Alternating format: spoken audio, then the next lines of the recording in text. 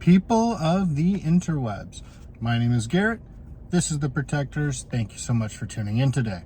In today's world, we as the law-abiding citizens, unfortunately, have to react to bad things and be prepared for bad things to happen almost any time and place. In today's video, we will discuss some of the things you can do to minimize the risks that come with daily life. Don't go stupid places with stupid people at stupid times. You can't get into a bar fight at 1 a.m. if you're not in a bar at 1 a.m. Avoiding places, people, and times where bad things are likely to occur is the best defense against the bad things. Be alert to your surroundings. Criminals want an easy target and not one that will draw attention and fight back. This is a much bigger factor in target selection than size is. Have a plan to flee or fight wherever you are. This point builds off of understanding your surroundings and understand how to fight or flee. Understand where potential weapons are and understand where your exits are.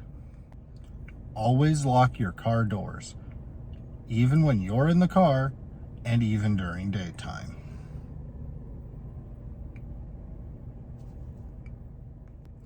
I feel like this one really should go without saying, but always lock your home doors, even when you're home.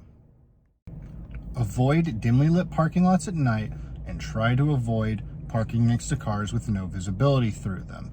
If you aren't comfortable or feel like something isn't right, ask a security guard or a store employee, if a security guard is not available, to walk you to your car.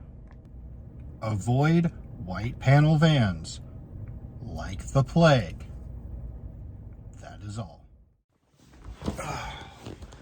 Scenery change. Side note, don't walk in front of moving vehicles. I cannot tell you how many times I've almost run someone over because they decided it would be a great idea to walk in front of my moving car in a parking lot without looking where they're going. Don't be that person. Don't be afraid to be accused of being mean. Ladies, listen up. We have a fear of hurting people's feelings, and that is especially true for women. But that's gotten people hurt because criminals know that and will take advantage of your niceness. You can always apologize later on if you need to. When you're traveling, ask the hotel employees what areas are safe to go to and what areas to avoid. The locals know the area better than you do. Always lock your hotel room using your deadbolt lock. When traveling with at least one other person, you can check it by having one person in the hotel room set the lock and the other try to open the door using your room key. This will let you know if your deadbolt lock works. Make sure your hotel checks for ID before giving out a room key. With multiple people, this is easy to do as you have one person check in and another person come in and ask for a key to the room number that you are assigned. If your hotel gives them a key without checking their ID, make sure you talk to that manager immediately. This goes for home and travel, but don't open your door for someone you don't know unless they have a reason to be there, like maintenance or repair. Have boundaries and don't be afraid to assert them. We have this fear of making a scene because it's awkward. If someone is encroaching on your personal space, especially in public, make a scene and draw people's attention to what is going on. Now, this next one I know is controversial, but don't do things that scream out for attention, like wearing overly revealing clothing or super expensive jewelry, to name a couple. This is not to say that people who do this deserve to be hurt. I am not blaming the victims here. Doing these things will draw attention to yourself.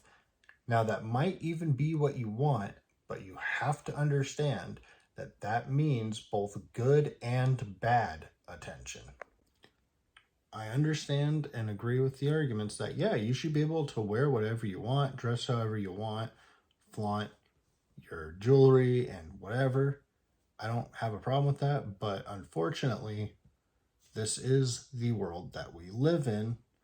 So, understanding that reality, it's best that we adapt and stay off of the bad guys' radar. Staying off of the bad guys' radar is the single best defense against them. If you're out and about at a bar and hanging out having some drinks with friends, never take a drink from someone you don't know. Learn how to fight and carry a weapon or weapons that you train with everywhere that you are allowed to carry them. I highly recommend that you get self-defense insurance, and you must know the laws in your area and learn that the best answer to most questions is, I will let you know after I talk to my lawyer, because it is very easy to talk yourself into prison time and extra charges that you don't deserve if you say the wrong thing to police. On the topic of self-defense insurance, my link to the USCCA insurance will be in the description box below. I am not sponsored by them. That is my own personal link. Everyone who signs up gets it, and you get a referral bonus if someone signs up for it. But I don't put that in there because of the bonus. I put that in there because I bought that insurance for me well before I was an instructor with them. And again, I am not sponsored by the USCCA. Thank you guys so much for tuning into this video. Sorry I haven't been uploading for a while, just had some IRL stuff going on. If you liked what you saw, hit the like button on this video, subscribe to the channel, hit the notification bell to stay notified. And if I missed anything or you have any questions about what I went over, please feel free to leave a comment down below and I will respond to it. Thank you so much. God bless, and say no to communism.